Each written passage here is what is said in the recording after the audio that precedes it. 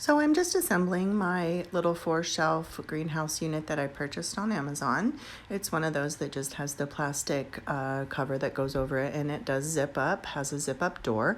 I did get a little digital thermometer to put in there, and it's been outside now for over a week about, and it's doing great. I've got my celery out there, my onions out there, and my first batch of strawberries out there, and they're all doing fine.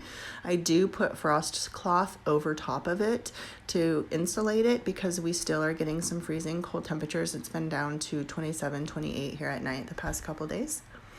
So yeah, but it's been great.